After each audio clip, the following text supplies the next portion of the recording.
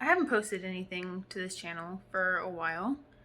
Um, Mostly because I've been thinking a lot about what I want this channel to look like.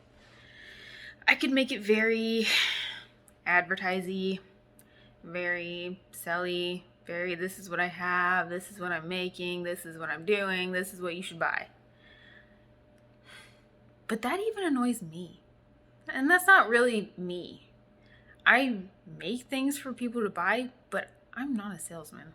And I'm actually really bad at selling things. Um, to the point at which I have talked people out of buying my things, which doesn't make any sense at all because I need to eat too. So why would I talk people out of spending money on me? But that's just how bad of a salesman I am. So having a channel revolving around sales and salesmanship doesn't make any sense. And it's just not me. So with that, what comes next is making the channel me. So that's what I am planning on doing. Starting a small business is extremely hard. It's extremely stressful, and for me, I never saw myself being able to venture outside of the 9 to 5.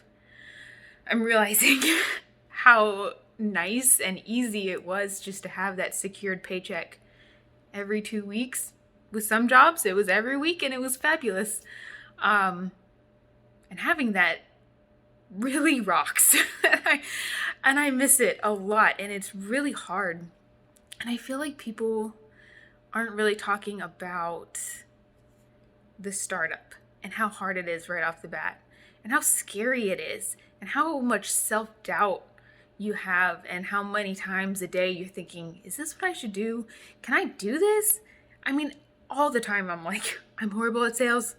What am I thinking? Like, I can't do this. And I have some days where it's just, all it is doubt. And it's so hard. And then there's days where, like, you just feel so proud. You're like, this is a really hard thing that I'm doing. And I'm still doing it. And it gets really hard some days. And then some days it's just really great. So that's what I'm here for. I want to share with you guys the struggles, the ups and downs, the thoughts that you entertain every single day, even if you're not trying to start your own business, even just the self-doubt that we all entertain in our head every single day. I just want this to be a place where you can be like, oh yeah, I felt like that. I can relate to that. That's totally me. So, as you can probably already tell from past videos, I'm not great at this. This is kind of new to me. I'm learning as I go, which is how I learn anyways. So, it's just the best way for me to do it is just to do it, and then to look back and be like, wow, that was terrible, and then be glad that I've really improved. So that's where I think I'm gonna go with this channel. I don't want to be a salesman. I just want to be a place where people can relate. I'll probably get into it at the end of the video. Obviously I have a black eye, so I will get into that probably at the end of the day, going in and explaining that, because I do have an angle that really isn't, I guess, not supported, but you don't really see a lot of it online. And I would really, really, really love for people who can relate to me on this level to be able to watch these videos and just to have a place where you fit in, where you're like, yeah, been there, done that. I've gone through that. So that's my goal. That's my hope. Essentially, this is just going to be like a video diary. And I'm very good at those because when I was little, I mean, I still have diaries from when I was like 3. I know exactly who I had a crush on and every single thought I had about him. So technically, this is the same thing. I just don't have to write any of it down. So let's see what we get into today. So you might be thinking to yourself,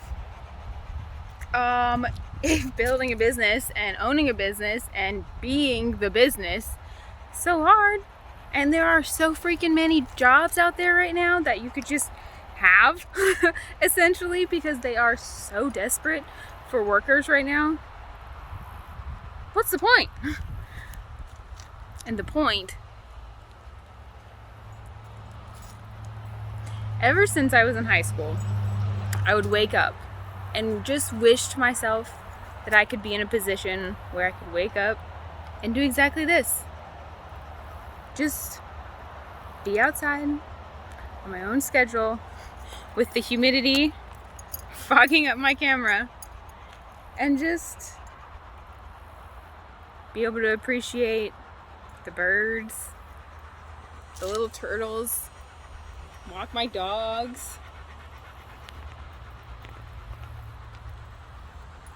The freedom that you have with a business, regardless of the stress, makes it all worth it.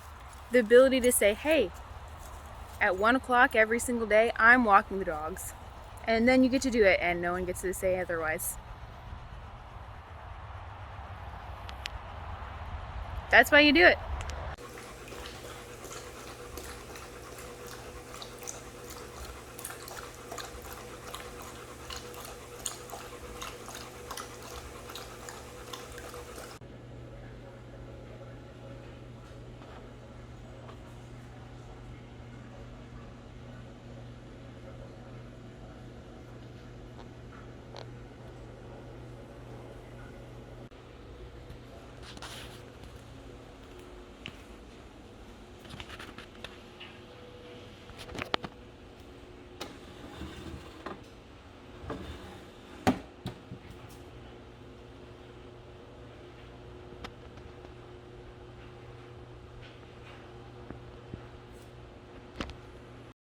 You want to see what it's like for a not YouTuber to set up her YouTube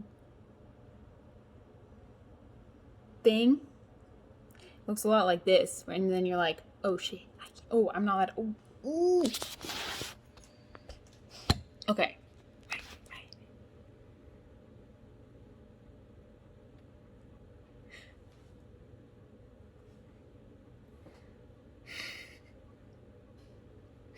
It's very odd just talking to your camera and setting it up, and it's very weird. When you're watching it, it seems so normal. When you're doing it, you have all these questions like, am I the type of person who can do this?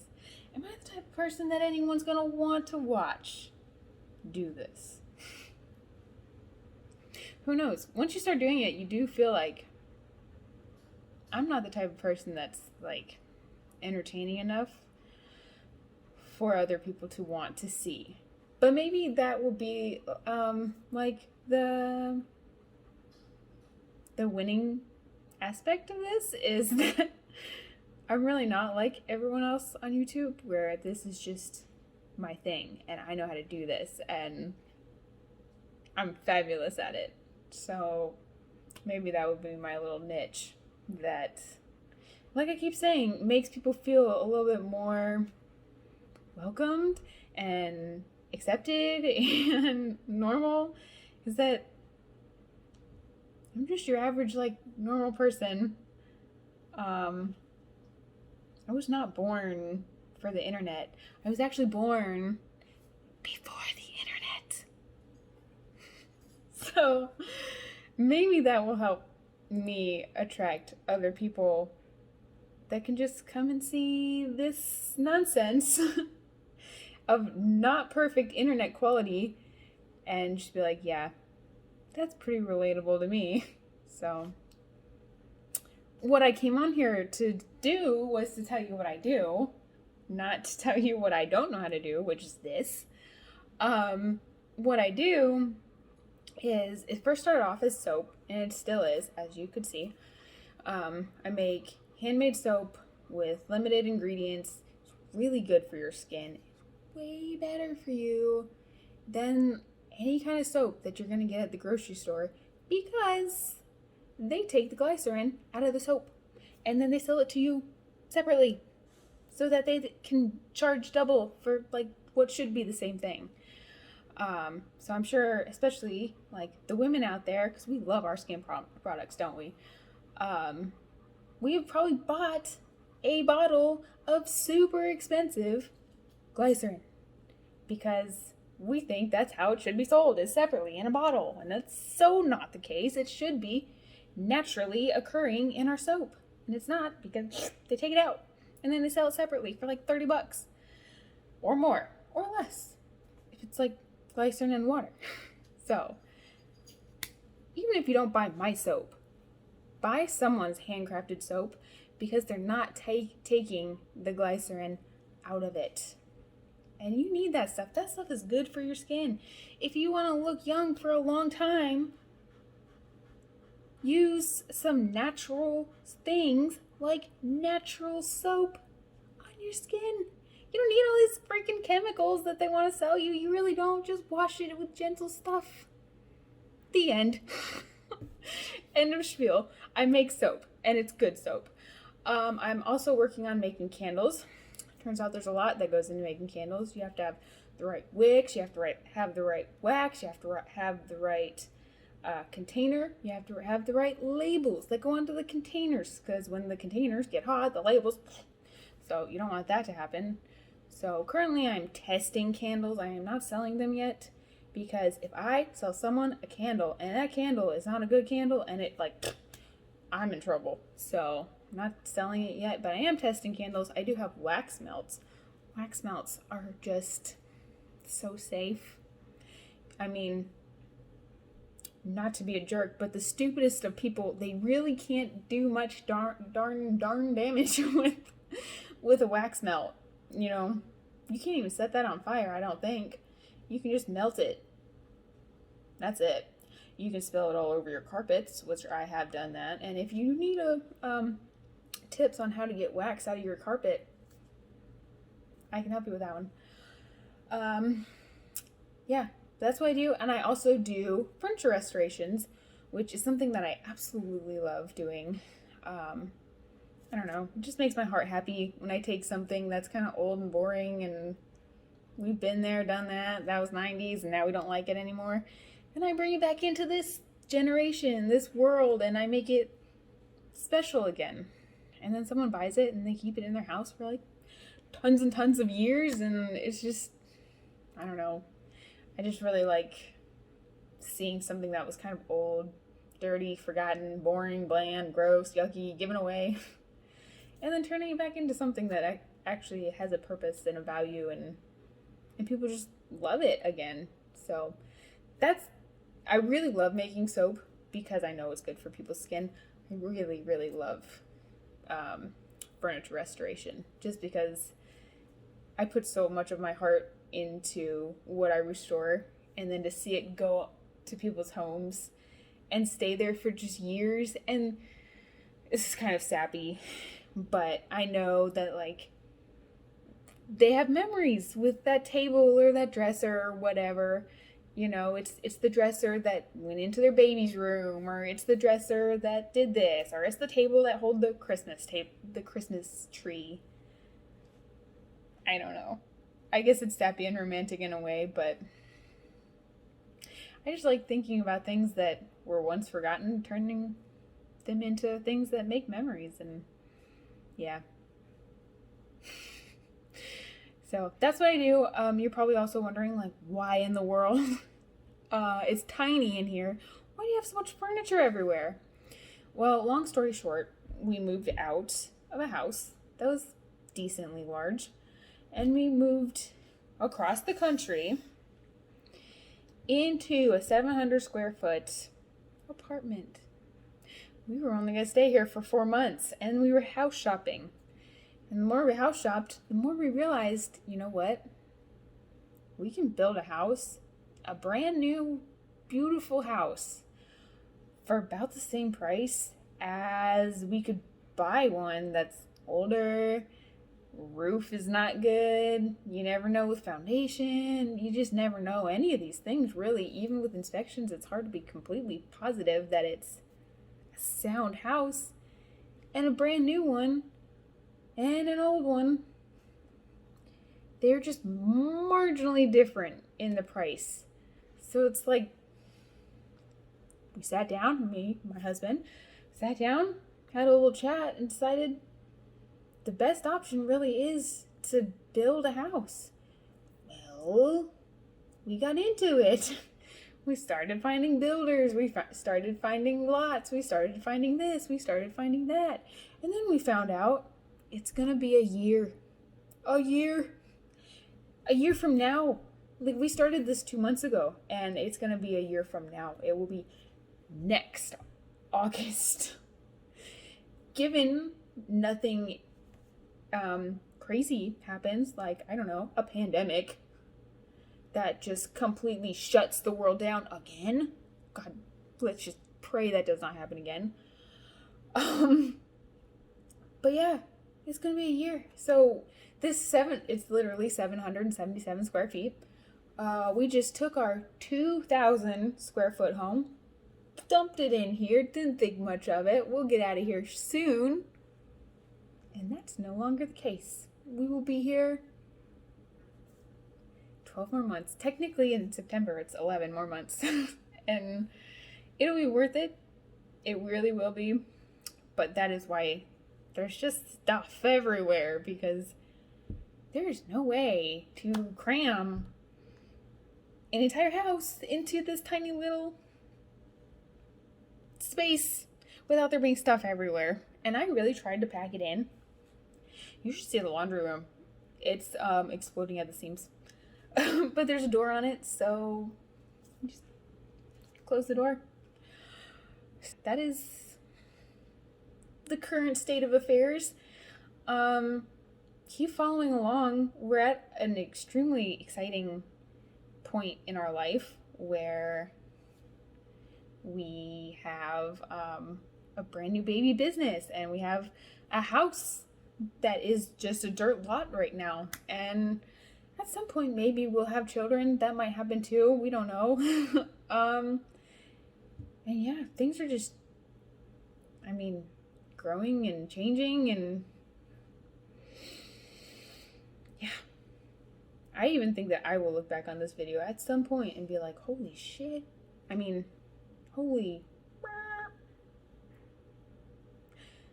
can't believe that we did that. We've come so far.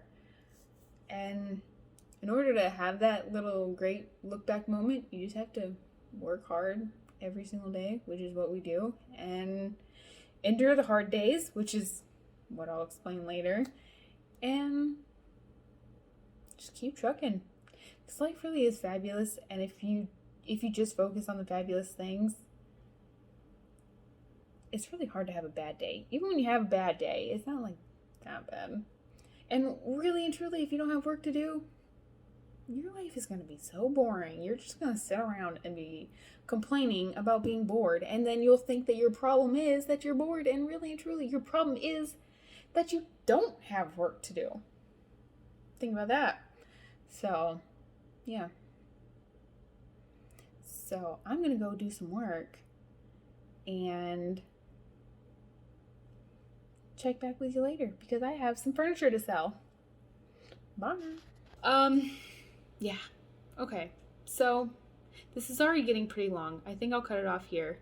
And tomorrow, we'll discuss this and this and this and this and this. And I have a bruise on my leg that you can't really see. We'll get into it tomorrow. I promise. It's kind of a long story. Worth telling, especially if it can help some other people relate and feel a little bit like they're not the only ones to deal with this kind of thing. Because I have certainly felt like I'm the only one that has to deal with this, and it's really not fun when you go through life thinking you're the only one who has a certain struggle. And in most cases, it's just not true, but sometimes that struggle is just not really represented on the internet. Sometimes a lot of struggles aren't represented on the internet. We've all seen all these perfect people on there, and does nobody struggle on YouTube? So, yeah. We'll get into it tomorrow. Just know that it's a story. It's a story. Has nothing to do, I feel like I should put this out there even though I wish I didn't have to. Has nothing to do. I'm not gonna say it. We'll just leave it. We'll leave it hanging. Yeah, we'll leave it hanging. And we'll discuss it tomorrow. Bye.